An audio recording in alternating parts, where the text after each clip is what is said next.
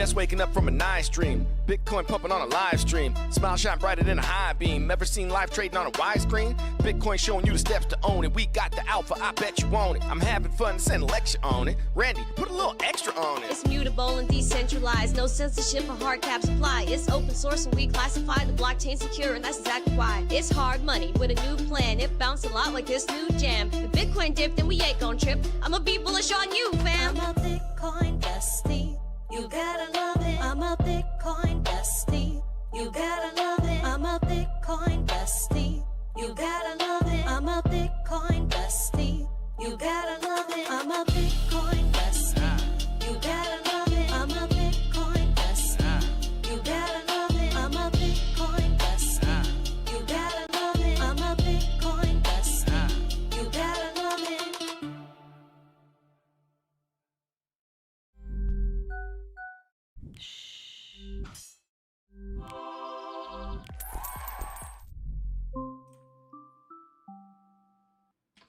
Good morning, everyone, and welcome back to the Daily Zest. I'm your host, Randi Hipper, here today on a lovely Monday. Oh my gosh, guys. It is craziness. Hi, what's up? It's Monday. Wow.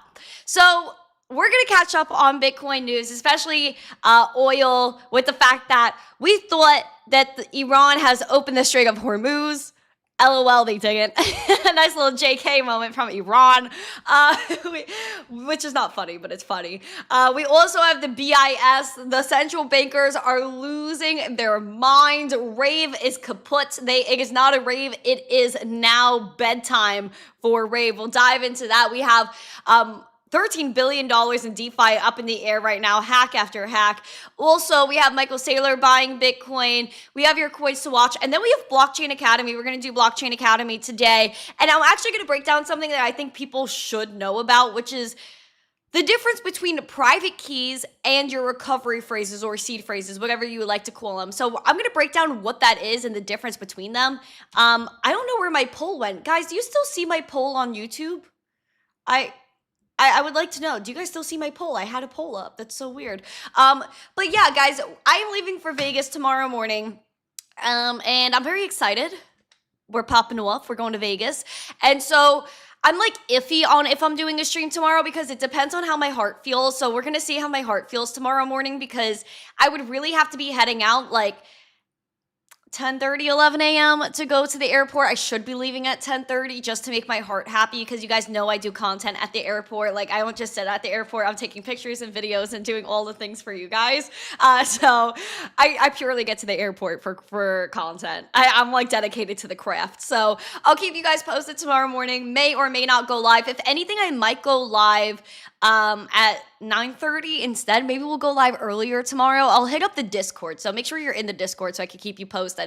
Speaking of the Discord, we also have a community after show today. This is going to be the last and final after show until I come back from Vegas. So after shows are on pause because it's just going to be too much and we're going to be crazy.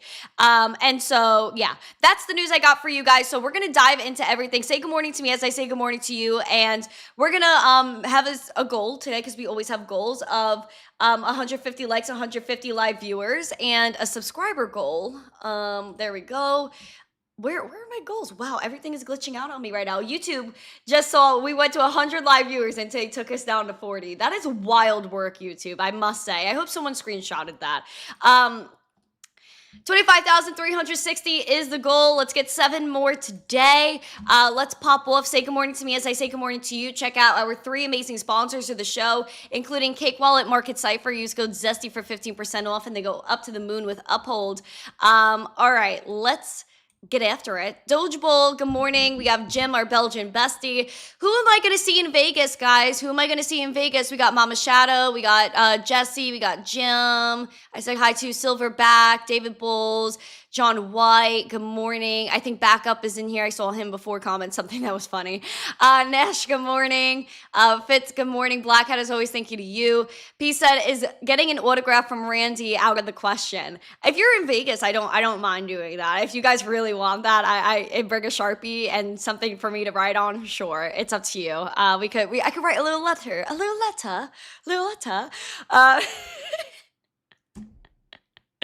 Bobby F, good morning. Chippers in the chat. Rob C, Eddie Kane, good morning. Who else we got in the chat? Yukio, Mike Mizoner on X. I see you guys. John Legend has all his emojis. Sola Hefe has a lot of emojis today. Ray K, good morning.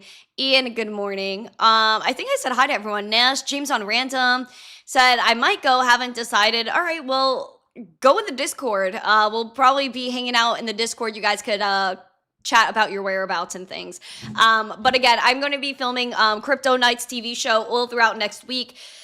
So I start filming every day around like 7:45 in the morning Vegas time. So I'm going to be all caught up in the morning getting ready for the day. And so I'm going to try to stream maybe from the actual set, or I'll do pre-recorded stuff, but like be patient with me. We will do Zest next week. Like I'm really going to fight for our Zest time. Terry, good morning. Hello, everyone. All right, we're going to get into everything. Right, Alvio, good morning, good morning, good morning. Again, please smash the like, subscribe, share this out with friends if you guys are ready. We're going to pop off. How many likes do we have? Let's get 100 likes before we leave. I also have a goal up if you guys want to go ahead and we're gonna go to In-N-Out Burger. I'm going to In-N-Out Burger. Probably the first thing I do when I land tomorrow is go to In-N-Out. All right, guys, let's get into the market overview here. Zcash is one of our bigger losers today. What's going on with Zcash, guys? Canton, the banker coin, is up 6%. Chili's is spicy, up about 7%. Seems like, again, the market is just all over the place, especially because we are having a lot of problems with these DeFi projects, which I will jump into. Bitcoin, guys, as we are looking at our cleaner chart here, we are still in range, literally the same prices since the beginning of February towards the end of January. So we're keeping calm and hodling on. But as you guys know, when Bitcoin conference rolls around, Bitcoin price typically does not handle it well. So I would say just because of Bitcoin conference, I would still be looking at our 60K bearish scenario. Again, it always happens during Bitcoin conference. It dips. If let's just say, like, maybe there's going to be a reversal here. Maybe we might have, like, the opposite happen this Bitcoin conference, and Bitcoin goes to 100K. Let's just be prepared for anything. But as always, we're going to look in our bearish and bullish case scenarios here. We are trying to hold support above 73K. I find this high key important. Even more than that, the important level I'm watching is 76K. You guys see it outright. We just keep testing it, rejecting it, and it is hurting my heart. Bitcoin holds 76K. Let's go. I am happy that Bitcoin held above 73 over the weekend. That is probably the utmost important thing that I have seen. And so ultimately, again, my proposal, or my not proposal, more of a fantasy of mine with when it comes to Bitcoin price, is holding that 76K again, crossing over at some point right here around 80 to 83K, cross that 200-day SMA, test it, close above it for about a week, and then go straight up to about 93, 94K. That is my ultimately bullish Zest plan right there. Now, looking over here at our bear scenario, not a bear scenario, our market cipher, we are up about 2% right now, so we're doing quite well. What I don't like is the bearish VWAP. Why are we bearish today? What's going on? I don't like it. You're welcome. Oh. Thank you. You're welcome. Thank you. You're Have a super time and a delicious burger. Why, thank you, David. Bless your heart. Appreciate you. Money flow is increasing, guys. Highest money flow since mid-January. So let's clap it up for that. Let's see some rocket emojis. I want to see some rocket emojis in the chat, guys. Let's wake up. It's Monday, Monday, Monday, Monday, Monday. Can I see some rocket emojis? Can I see some love in this chat, please? We need some love in this chat. Also, we have the RSI, which is one to watch. We do have a red dot printed pulling down the momentum. And we even saw the RSI take a really nice dip over the weekend. And to that, I am actually cheering. I'm actually cheering. Because when the RSI pumps and pulls back, that's exactly what you want. Like, RSI is the definition of gravity in one way or another. Like when you have a major pump with the RSI, it will pull back. And I think that's just an amazing thing to know, just because it can help you just kind of get a better idea of price and where it could go, right? And so we are pulling back with that RSI over the weekend, now making a nice little move to the upside now that it is Monday. And so we'll see where this all goes. Again, I would like to see Bitcoin maintain a nice positive RSI, maybe go back up to that 67 mark where we were about about, what was that, Friday? Yes. And so let's go back to that Friday Zest. We'll see if we ever breach this overbought later this week, and I'll keep you guys posted on this chart. It's definitely an interesting one, and we'll go from there. We are up about 2%. And this is the thing, guys. We have drama with Iran. And is Iran now viewing Bitcoin as a strategic asset? We're going to dive into that, and we'll check in on oil, and I'll be asking you for your gas prices in your area, so you better clock it and get ready. Breaking news headlines start now.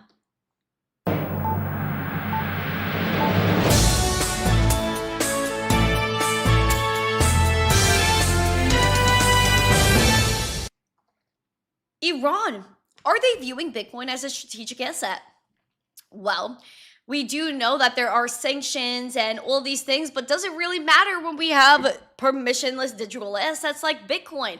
Well, Iran is taking advantage of that decentralization by accepting Bitcoin as payment for tolls through the Strait of Hormuz. And obviously, Donnie T was PO'd, and we say PO'd, you know what that means, because we are trying to be appropriate on this podcast. And so Donnie T flipped his lid, for a lack of better words, and he was like, hey, yo, like, why are we charging tolls here? I didn't permit that. So Donnie T thinks he owns the Strait of Hormuz, and I think he called it the Strait of America. Someone did over the weekend, and I was like, yikes, dude, that might not be the best PR move. Iran is like freaking out right now over everything. And the propaganda videos out of Iran are on a whole other level as well. So besides that, let's go and talk about what's going on with Iran and Bitcoin. And we're also going to dive into oil prices. So let's keep calm, huddle on. Iran's government is naming Bitcoin as a payment method for oil ships crossing the Strait of Hormuz. It highlights its role as a neutral strategic asset, again, because what's going on right now, and again, I don't know who's new to the show if you don't know, but there's a major movement, and you guys could go Google it, do your own research on it, as we have over the past few years, of de-dollarization, which means that all these other countries, like BRICS nations, do not want to use the dollar. They don't want the dollar to be the most dominant currency in the world. And again, this is because of America not having the same footing as it previously did. And again, this could change. We could bounce back, but we need to do better with our PR here. Nonetheless, we do know that China definitely wants to use their digital currency, the digital yuan. A lot of people don't like China. Obviously, the CCP is very dangerous. So why would people want to use the yuan? So what's independent of the dollar? What's independent of the yuan and every other government? Bitcoin. And so that is something that's highlighted, and this is why I believe this is the beginning of a Bitcoin standard, is just simply because, again, Bitcoin is going to be the most dominant currency in the world because it is impartial. Code is not biased. Now, the government of Iran selected Bitcoin as one of the payment methods for the tolls because of its censorship-resistant qualities. A quote from Bitcoin Policy Institute, Sam Lyman, said, "This was one of the most significant situations where Bitcoin is very clearly a strategic asset. The reason why Iran wants to use Bitcoin for these transactions is that it could be the fact that no one can freeze Bitcoin, no one can shut down the network. And despite this, we do see Iran accepting tolls in the yuan and dollar-pegged stablecoins and Bitcoin. However, there's no on-chain evidence of a Bitcoin toll payment so far," adding that the majority of Iran's crypto transactions are denominated in dollar stablecoins.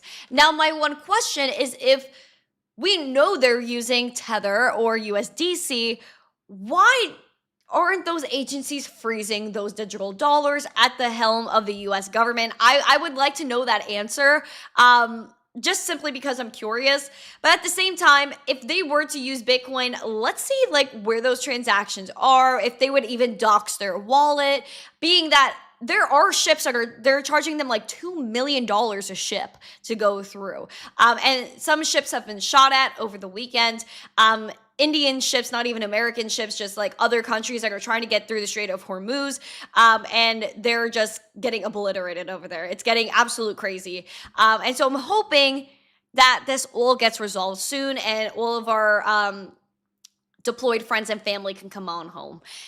Oil, though, let's do an oil check. I don't know if you guys filled up your gas over the weekend. Give me gas checks in the chat. I did see in my local area that it was around anywhere, depending on the gas station, from like $3.96 to $4.12, $4.19 I saw at Sunoco. Sunoco's so expensive. Why is Sunoco like what do they have? Like freaking golden gas over there? Like what are they doing with their prices? Anyway, we're looking at oil, $86 right now. We're up 2.67%.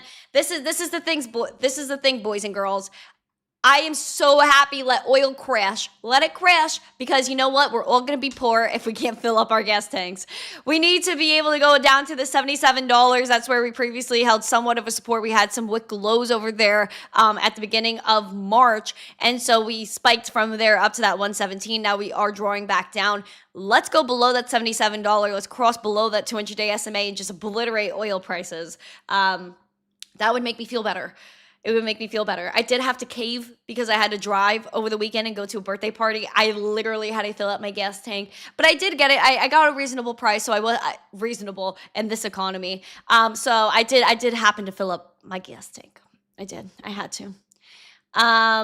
Heart Attack Grill in Vegas. What is that? Is this a burger place? I like a burger. I am part burger. I love burgers. Like you can't, like a cheeseburger with the right fries. It all matters. But the thing I wish In-N-Out had buffalo sauce. I love buffalo sauce. I actually had to stop by Steak and Shake last week because I was like on the run and I was starving. And I was like, what's close? What's instant? Steak and Shake. And I got a burger. I got a single cheeseburger with my buffalo sauce and fries. Let me tell you, Steak and Shake fries are, I think, the best fast food fries. I'm telling you that right freaking now. I absolutely love Steak and Shake, and especially I taste the difference from when I originally went before beef tallow and now. Oh, Steak and Shake, you freaking got it down. You freaking got it down. Heart Attack Grill is burgers. All right, period. If I'm able to scoot on over there, you know I'm gonna go. I love a burger. I like smash burgers, but sometimes you like a fat one. You know, a real like fat burger that like it's just like, ooh, like you know what I mean? I got so excited. Okay, lock in. Let's get into something serious, shall we? Not that serious, but the BIS, the central bankers, are freaking out over the fact that dollar stablecoins are going to strain banks. It's going to strain them. Oh my God, no, please.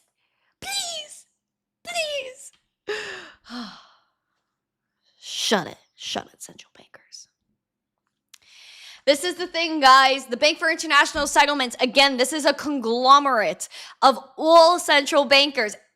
Every country is a part of this one little organization, including Jerome Powell.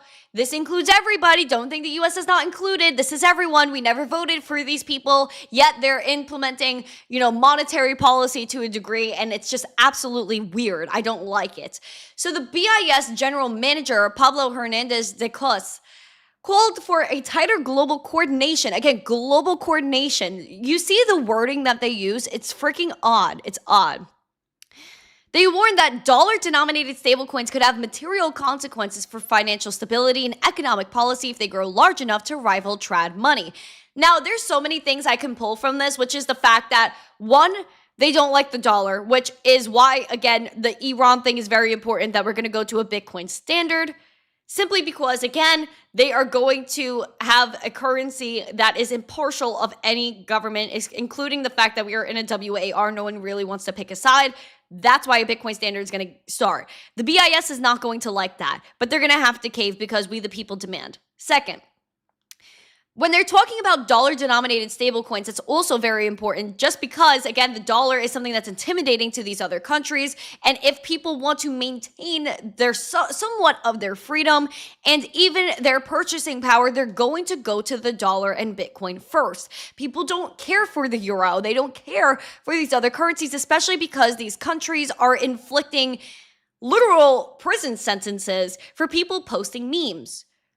Why would they want to stay in a system and financially support a system and give liquidity to a system that doesn't benefit them and actually takes from them in every way possible, whether that's financially, spiritually, in one sense or another, or even freedom-wise? Like, what are we doing here? Speaking at a Bank of Japan seminar in Tokyo, he said the current stablecoin arrangements fall short of what is needed for a widely used means of payment, even if they offer faster cross-border transfers and integration with smart contracts. He claims that the US dollar stablecoins such as Tether and USDC share characteristics with investment products. Tell me how this represents an investment. A dollar is a dollar. It doesn't change value. Over time, yes, it does technically because of inflation. But impartial of that, if you're giving me a dollar, how is that associated with investing? It's literally a currency, just a digital version of it. Like, let's call cap on that real quick. He points to fees and conditions on primary market redemptions in episodes where prices diverge from par on secondary markets. In his view, these features make the tokens behave more like ETFs. Like, this is the stupidest thing I've ever heard. I'm sorry. While creating and run contagion risk because issuers hold short-term government debt and bank deposits as reserve assets. In a stress episode, he warned rapid outflows from stablecoins could force sales of the reserves into already strained markets or transmit funding pressure to banks. Again, this is their problem. It's none of these things, which are cap. It's this, funding pressure to banks. Why? Simply because when you put your money in the bank, it goes to other people. It's a glorified IOU. So they take your money as a low-cost funding mechanism for their borrowing and lending. So they're taking your money and giving it to God knows who and God knows where, putting everyone further in debt. And again, it's just a circle of where's the money going, where's the money going? None of it makes sense. So this is their problem with stablecoins, is the fact that they are nervous that the banks are going to be poor and their businesses, again, because banks are businesses, they're going to fail. One other thing I would love to point out here is the fact that they're talking about if the fact that these stablecoin issuers have reserves in the banks. So riddle me this, banker poo. If you're telling me that this is going to put a strain on the banks, you're telling me that the banks could fail, and if they're holding reserves, we should actually not hold our reserves in the banks. These stablecoin issuers should not hold their reserves in the banks because they're saying that they're already strained and their system is so fragile that just a little tip, it's going to fall over. The little wolf is going to blow the house of straw down. Whoof, whoof, it's going to be gone. So maybe this is telling stablecoin issuers we shouldn't hold our money in the banks because, again, this is a risk to them more than it is a risk to the banks. Because if the banks fail, there is no promise that these issuers are going to get their reserves back. Clocked it. Clocked them. So obvious what they're doing. They try to play these mental games and make you, oh, no. We should keep with the banks, but they're already telling you they're failing. They're already telling you they're failing, which is why I don't care for, like, I will use stablecoins. I love stablecoins. They're a great means of, just transfer and using the dollar in a different way, whatever it may be. But I never put my full trust in anything that's not truly decentralized. Bitcoin is decentralized. It does not matter about the banks. And if the banks fail, Bitcoin still stands the way it is. Bitcoin is not technologically impacted. It only philosophically gets better. Just because, again, it proves the point of why Bitcoin exists. This whole article proves the point of why Bitcoin exists. Because stablecoins are still tied in one way or another to the trad system. And I would advise for these stablecoin issuers to start rethinking about how they're supposed to have reserves. The reason why these stablecoin issuers even have reserves in the banks is because they're forced to. Because if they don't, then they probably wouldn't be allowed to operate. So they're like, these bankers are like, oh, we need to have some sort of our little fingers, our little grimy fingers touching the stable coins. It's still tied to the trad system. I'm just airing this all out because I want people to truly understand the implications of all of it. So I hope this was clear. And if you have any questions, you let me know. But I'm just giving you the true and the true lowdown, to be quite honest. The wolf sounded like an owl. I guess it does. But yeah, I'm just telling you. I'm telling you the absolute truth. These bankers are intimidated. They're telling you straight up in this article that we are failing. We are desperate. And the ECB, again, always says we're the anchor to the monetary system. All these central bankers, we're an anchor. We're an anchor. No, you are an anchor in the sense that you pull us all down. You don't stabilize anyone. You just bring us down to the depths with you. Ooh, I feel like that was a cool visual. Anyway. Thank you. You're welcome. Thank you. You're welcome. Thank you. You're welcome. Why, thanks, Paco. Thank you for my burger fund. I appreciate it. Guys, please smash the like. How many likes do we have? YouTube will not let us go up. They are literally, I don't know if you guys are watching. We're going from like 90. They pull us back down. We go to 90 views, they pull us back down. It's getting embarrassing, YouTube. It's getting embarrassing. Guys, go ahead and smash the like. Let's continue to pop off here. Please smash the like. Let's get to 100 likes. Mods, I need hearts. I need everything. Ray K sent us Bitcoin for a burger and sushi. For sushi too? Don't even play. Oh, girl, baby girl, don't even play. Oh, girl, baby girl. Don't even play. Yeah, AOC, pop off. Okay, guys, I also want to dive into all the market drama. So we're going to start off here, which is the fact that there's a $7.9 billion April expiry for options. And is this going to impact prices? Well, we're going to dive into that right now. So this is important for y'all traders. Take a little gander here. Bitcoin options worth roughly $7.9 billion are set to expire on Deribit this Friday, with positioning data pointing to $62,000 and $75K as key levels to watch out for. Again, even on our chart, we're looking at that 75.8, 76K, and bearishly looking at 60K even. So this isn't even far off from what we've been talking about on the show. So according to Glassnode, we have, again, 75K is where the most call options are, which is, again, bullish, bullish, bullish, bullish. And there's around $395 million in call open interest, and that's concentrated at the 75K strike as of writing. And so, more importantly, there's gamma exposure, and it's deeply negative at the 75,000 strike, meaning that dealers' hedging flows are likely to amplify price movements around the level. So again, there might be volatility at this level of 75K. Oh my gosh, silver back, thank you. Oh, someone in the chat named Litecoin Daily gave us a $10 super chat. Thank you so much, Litecoin Daily. Welcome to the show. What up, fam? Thank you, guys. Thank you for my burgers. I'm so excited to get an In-N-Out burger. Bless all of your hearts. Thank you so much. Guys, put some emojis, guys. Let's put some Delulus in the chat. Let's get Delulu out here. Let's get Delulu. All right. So, options, guys, if you guys don't know what options are derivative contracts that give the buyer the right to buy or sell the underlying asset. Again, Bitcoin in this case at a predetermined price at a later date. And so it's like paying a booking fee to reserve a right to transact at a house at today's price. So you have the right to buy or sell it later at that price, but you're not obligated to go through with that transaction. And so the largest concentration of put open interest sits at 62K with roughly $330 million in contracts. So again, simply put, you're looking at, get it, because put options. Get it.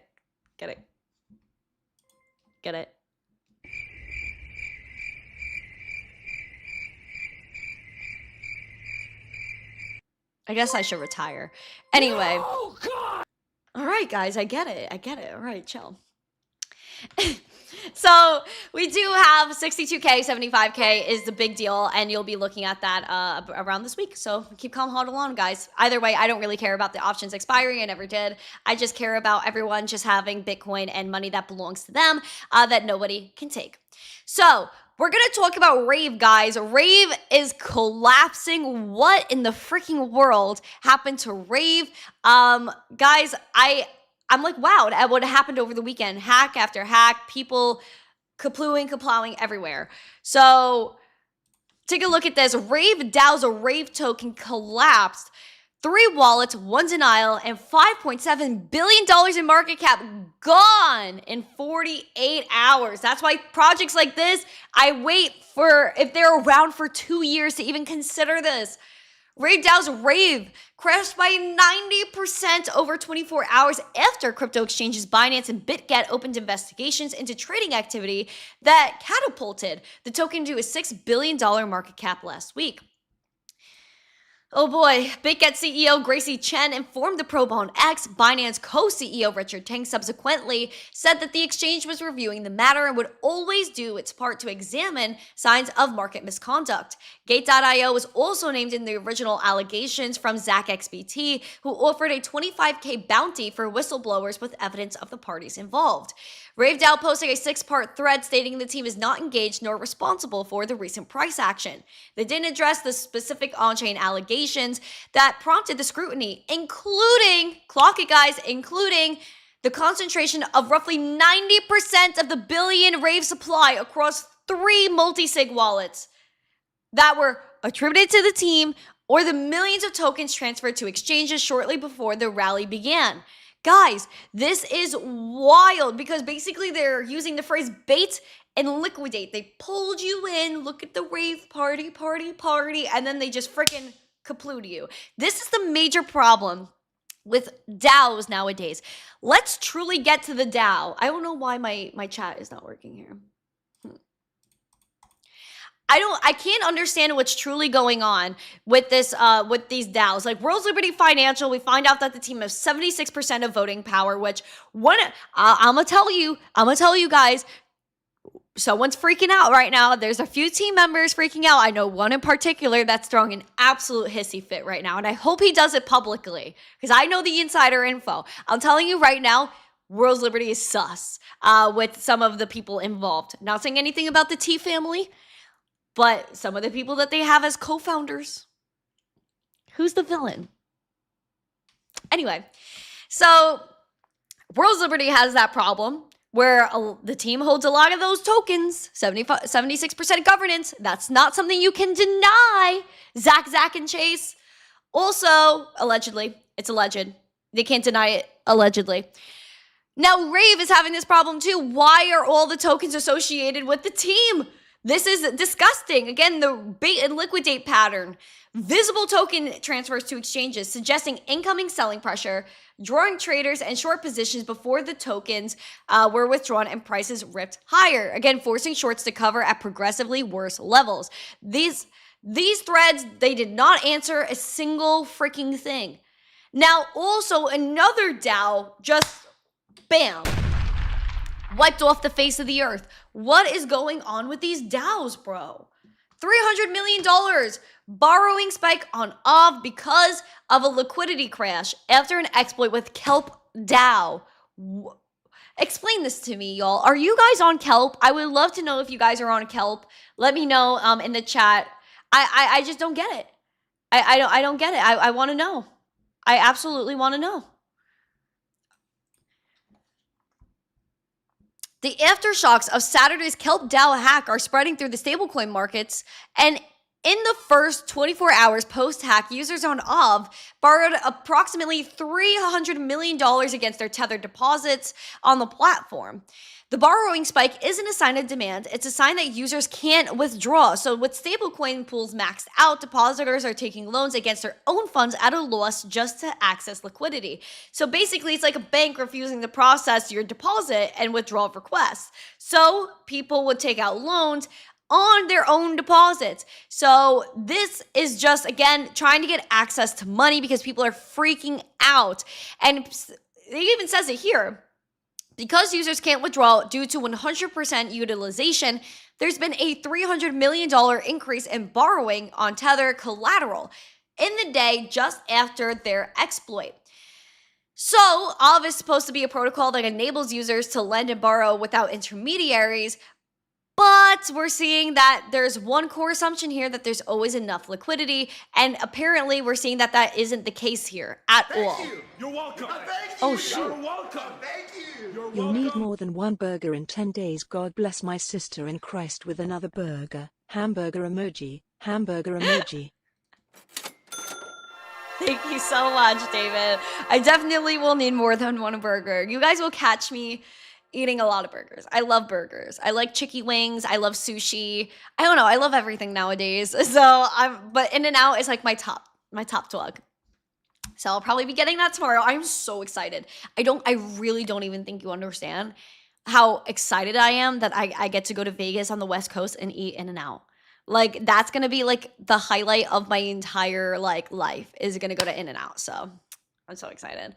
Anyway, so overall, we've had $13 billion in DeFi absolutely wiped out, but we're going to keep calm, hodl on, and tune out that noise as Michael Saylor is doubling down on Bitcoin pre-Bitcoin conference and bought $2.54 billion of Bitcoin.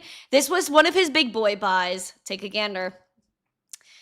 Saylor went and acquired 34,164 corns for about $2.54 billion. Yes, billion with a B, $1 billion at about 74.3K per Bitcoin, achieving a yield of 9.5% year to date.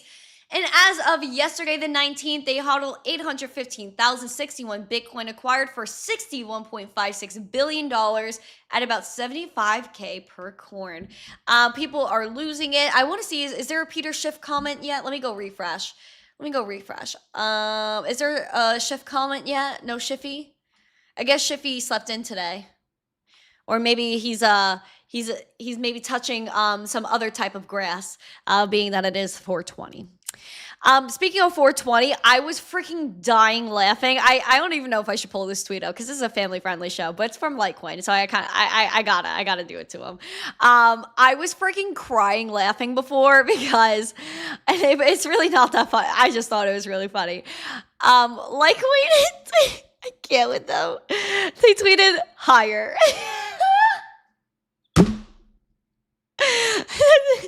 They tweeted higher with the Litecoin on top of some spicy grass, and I wrote the Litecoin intern is lit.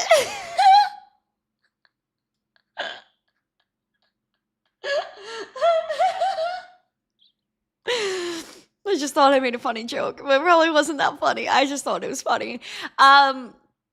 Speaking of Litecoin Foundation, guys, as you guys know, I am the official podcast host for Litecoin Foundation, and we've been rolling out some clips as you guys have seen. So thank you for supporting my clips from Litecoin.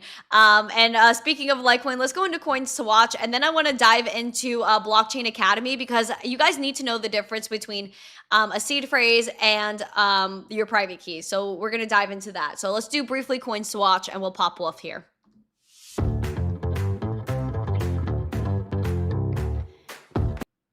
Just a reminder, guys, before we dive into this, we are doing an after show. So if you are a member or not, join the Discord and hang out with us. We are looking at gainers today. Edge is up 10. Oh, shoot. Who just sent me this? Who did this? I don't know. Do you want me to shout you out, whoever just sent me a Cash App? They wrote $50 for get them burgers. Oh, YouTube blocked you. Who was that got blocked by YouTube? Was that Silverback? Siren is up about 10%, Chili's is up 8.5%, Canton is up 6%, XDC is up 4%, DexC is down 11.7%, Layer 0 is down 7%, Zcash is down 6%, Hyperliquid is down 5%, and Mantle is down 4.82%. Checking in really quick, CK says, shout out Litecoin. Yes, Litecoin is the right corn. Everybody loves Litecoin. And we're going to go check out Litecoin price right now. It's $55. Again, you're looking at a bullish 64, bearish 43. Still the same price. We are up 2%, so we'll take what we can get. We're not greedy people. Looking at ETH, we're at $2,314. We're up 2.26%. Again, we need to push on that 2320, move up to that 2630 mark. That is our ideal scenario. And I would imagine that we'll gain some support here and push, and the 200-day SMA will meet us where we're at. And so maybe we'll cross over that, maybe at $2,700 ETH. Money flow is doing good. We do have some Christmas tree action, meaning red and green dots all over the place on Market Cipher. We'll see how this plays out. This could be a false move Monday. Everyone says that. Everyone could claim it. Who knows? So, can I make an accent tutorial? How do I do an accent tutorial? Glenn said, I'm on fire with the dad jokes. Thank you so much. I feel rich. I feel rich. Okay. Let's chill. Also, Silverback or whoever donated that Cash App, I definitely love my Cash App, so thank you. We love when you guys donate to Cash App or PayPal directly because YouTube won't take 30% of the fees. But also, if you want me to get 100% of your tips, you could also go view us live on Rumble, and Rumble has Rumble Wallet, so you can donate directly to me with crypto as well through Rumble. Okay. So, we have Blockchain Academy. Let's freaking do this.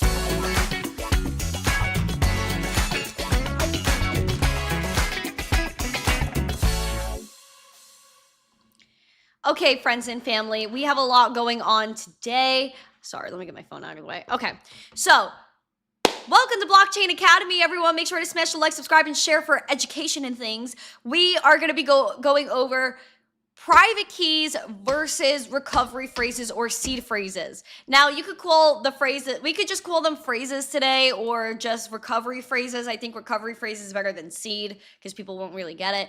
Okay.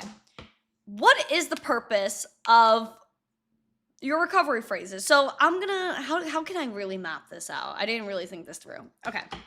So you have, this is actually how I could explain it. So basically, your private key is different than your recovery phrases. So when you first download a wallet, you're gonna be given a group of recovery phrases. So those, oh, thank you, Maninja. That is a set of 12 to 24 words that give you access to your wallet. Now, what people confuse the phrase seed phrases or recovery phrases with private keys. Mark Smithson said, teacher, can I use the bathroom? No, you have to stay here until this lesson's over. No. Imagine I was one of those. That's mean. Anyway, so basically your seed phrase, and we can write this here, your seed or recovery phrases, let's phrases. Okay, so your seed or recovery phrase is basically one big master key. And it is usually using a standard called BIP39, which gives you those random words. And usually that amounts to 12 to 24 random words. Okay, so you download a wallet, you're gonna get recovery phrases again, because if you lose your wallet, this recovers all of your funds. So recovers all funds in your wallet, right? So let's say you drop your phone in the toilet, or you have your cold storage wallet and you drop that in the toilet too. I don't know why you would have it in the toilet. But some people are odd. They like to play with technology on the toilet. So what if you drop your phone in a puddle? What if you have your cold storage wallet? You have a toddler that just takes it and maybe throws it in the garbage disposal in the sink, and you go to, turn it on and you hear crunchy, crunchy. You're like, oh my gosh, like what happens to my wallet? Your funds are not gone as long as you store these safely. And one of your best tips is to store offline. Because if you get hacked, like your iCloud or anything like that, you don't want anyone to be able to touch this. Which is why even the whole idea of us saving our passwords through iCloud and all these things, it's treacherous, it's dangerous, simply because, again, you get hacked and then they'll have access to all that information. So, your private key, though, that's an R, not a P. So your private key is for one asset at a time. So each coin or token has its own key.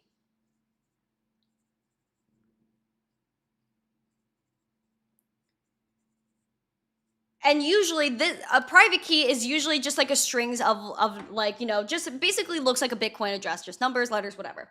And so your private key is each coin or token has its own key, and this is your master key, right? One big master key. So if you guys want a visual, I'm going to go ahead and give you a visual. So what's the best way I can do this? Okay, I actually know what I'm going to do here. So say you have Bitcoin, you have Litecoin, you have Doge, you got XRP. Okay, so let's say this is my wallet. This is my wallet. I have all of these assets in my wallet. I have Bitcoin, I have Litecoin, I have Doge, I have XRP. Now, each one of these has its own key, because technically when you open a wallet, right, you could download Cake Wallet or any other wallet. It's basically the same thing. You should always have a wallet and double check, Google it, that your wallet is abiding by BIP 39. Okay? So if you have Bitcoin, Bitcoin has its own private key. So its own PK. We're going to say PK is private key. So Bitcoin has its own key. Litecoin has its own key.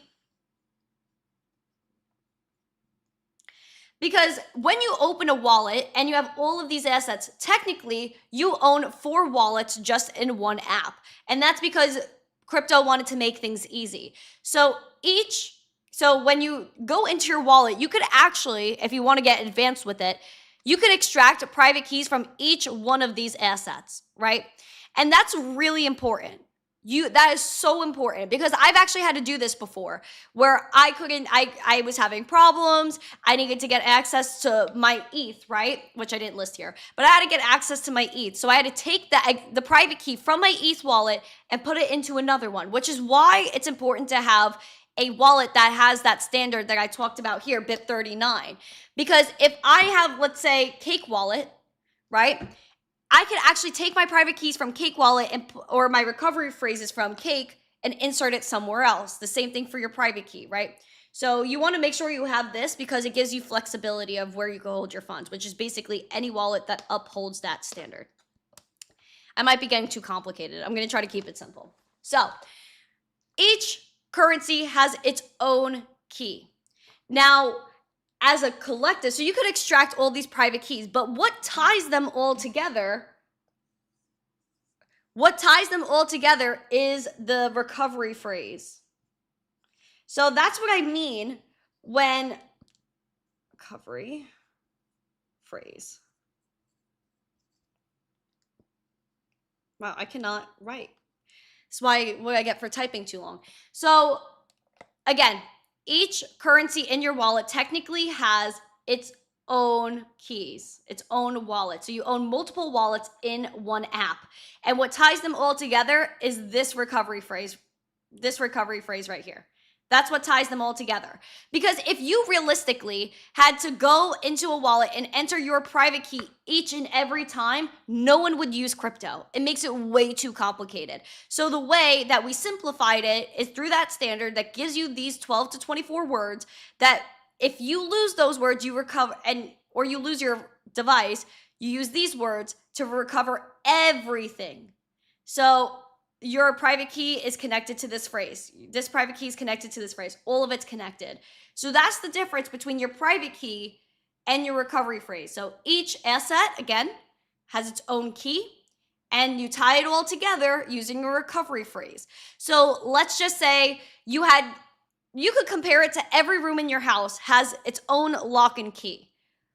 Why would we be doing that? Like, why are we going to go to each door and unlock every door with a different key versus just one key at your front door to unlock your house, and thus you get access to your whole house? Does that make sense? So your private key is like each door in your house having a lock, every cabinet having a lock. Obviously, you wouldn't want to live in a house that everything is always constantly locked up and you need to keep track of 5,000 different keys for every door or every cabinet. However, you have your one master key for your front door, you unlock your door, you come into your house, and now you have access to everything and every door in your house. The whole house is unlocked. Does that make sense? So the recovery phrase ties all your token, yes. So your recovery phrase ties all of this together. and your private key is just tied to one currency. So it's basically an individual wallet. How do you know what your private key is? So you can literally go to your wallet, and it's a little advanced. Like most people don't even know this, but I've had to do it, so I know. You would go to your wallet, and then you would go to that asset, or in your settings. It depends on what app you're using, but most likely on the actual asset or the setting, there's a button for you to extract your private keys. So there's a button, and it'll give it to you, and you could just copy and paste your private key from there. How can we make sure we're on a wallet made with seed phrase BIP39? So all you have to do is Google it, and especially because things like Cake Wallet are transparent and open source, you would be able to verify that, but you just simply Google it. Does this wallet use BIP39? But I hope that makes sense. That's your Blockchain Academy for the day. Hi, Crypto Princess. Welcome. Guys, what's going on with YouTube today? Like, I swear, like we were doing so well and they just took us out. It's honestly setting me off. Okay, hold on. Can we smash the like, pretty please? Can we smash the like? We need 29 more likes. If you're on TikTok, please smash the like. So, like, you could say, which crypto wallet, can I type today, uses BIP39? And I would say majority of them do, but you just have to be careful, right? So Ledger, Trezor, Cold Card, Exodus, MetaMask, Trust Wallet, Electrum, Coinomi. So a bunch of these wallets use it, including our beautiful Cake as well. So this, again, that gives you, BIP39 is the tech that generates those 12 to 24 phrases for you. And there has been points in time where, you know, like people have added an extra one or whatever, but you always want to make sure that you're always Googling which wallet uses that standard. Again, because let's say that wallet app shuts down. Like, let's say one day, I don't know, it's never going to happen, but let's say Trust Wallet says, oh, we're going out of business. We're not running Cake Wallet. We're not running Trust Wallet anymore. People would think, oh, because this app is not here, then I don't have my money. That's not true, because where's your money stored? One, on the blockchain. It's connected by these phrases. So it's technically not a problem. The app is honestly not even something that matters in one way or another, because you don't necessarily need the app. The app is just giving you a display of your assets. But all you really need are those keys, right? So that's like, again, it's like the key to your house. Like, oh, because I'm away, I'm in Vegas, my house isn't here anymore. No, I still have my house here in Florida, and I have the keys to my house. And so that like, it's kind of like the same thing. So the app doesn't even matter. The app is just giving you a visual of your assets and a visual of this code. When necessarily that code, those seed phrases, those recovery phrases, is what actually gives you access to your money. It's not the app, it's the keys, right? I hope that makes sense too.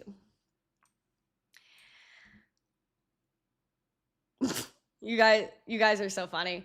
All right, are there any questions? I want questions. Do we have any questions? Motive, hello, nice to see you. Do we have any questions? Do we have any questions? Do we have any questions? I would love to know, do we have any questions? I'll give you 10 seconds. I know there is a delay, so I'll give you a few seconds. Dark mode is a better fit for your... I wish my whiteboard was dark mode. How do we do a dark mode whiteboard? Anyways, guys, we are going to go into our after show. I don't see any questions flowing in. Hello, White Blue Eye. Nice to see you. Thank you guys for being here. I appreciate it. You guys are absolutely beautiful, and we're going to keep getting after it. Some folks like to pair a cold wallet with Trezor with a hot wallet, so you can use pairings. Yeah, like basically, like you could connect your Cake wallet to Ledger and Trezor. So Cake Wallet's like it basically integrated into all of those. Tangem is somewhat like, so the thing is, I think Tangem is BIP39, but only the new wallet gives you access to your recovery phrases, which I don't like because there was no way to prove that. Is Does Tangem use BIP39? Yes, I believe so. Yep, they do. I'm telling you, 90% of wallets do. You should just always double check it. And so that, again, this is why it's important, because you could take those recovery phrases from another wallet and import it into Tangem. Just like how, you know, if I had my ETH wallet on Trust Wallet, I could pull my key and put it into MetaMask, so that way I could use DeFi websites, because sometimes you can't, or it's not as easy with Trust Wallet on an app. So you could go and enter that key into MetaMask, because again, it uses the same standard. It's like, again, this one key still unlocks the same door. And so that's basically it. Yeah, CK, I'm with you. I'm with you on all that. I'm with you. You guys are so freaking funny. You guys are so funny. I can't. Is Clarity Act being signed soon? I don't see anything about it. I don't see, like, they keep saying it's delayed. Honestly, the bill is horrible, so let's not pass it. They should just get something that's real fluid and something that actually applies to crypto. But anyway, guys, I have so much going on. This is my last day in Florida. I gotta go, well, my last full day. I'll be here tomorrow. I'm leaving tomorrow morning for Vegas. So guys, I'm going to Vegas. We're going to film a TV show next week. Be patient with me when it comes to my beautiful podcast that we got going on here. I will try to put up content and be live next week. It might not just be at the same time, or I'll have to pre-record and air it at the same time, and so we'll continue to get after it. But if you have not yet, please smash the like, subscribe, and share. I don't know what happened to this stream today. Like, literally, we had 100 people, and YouTube wiped us out super quick. And I'm just confused as to why they do this to us. But maybe YouTube will miss me when I'm gone, and when we come back, they'll be nicer to us. But I'll be gone for the next week and a half. I will still be streaming-ish, going and putting up Daily Zest podcast. So keep calm, huddle on. Thank you guys so much for being here. If you have not yet, please smash like, subscribe, share this out with friends. We are going into Discord right now for our after show. So please jump in there. If you have anything to ask me, go on and jump in, and we're going to continue to pop off. Tomorrow may or may not be live. I will keep you posted. So have a beautiful day, and I will see you guys tomorrow morning in Florida or in Vegas. I'll keep you posted. And as always, stay zesty. Mwah. Bye. Oh.